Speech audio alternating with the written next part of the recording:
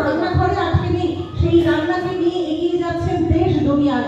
এই দিনটাই কিন্তু একদিন দেখতে চেয়েছিলাম আমরা। কোথাও এটার জন্য ছিল অনেক সংগ্রাম, কোনো কিছু থাকে না, কোনো কিছু ব্রাত্য নয়। সবকিছুর জন্যই শুধুমাত্র রান্নাঘরে অন্ধকারে জীবন কাটবে না। সেই রান্নাকে নিয়ে এগিয়ে যান দশের সামনে, দেশের সামনে। আমাদের শুভেচ্ছা। এবং তিনি আপনার নামটা একটু জানি,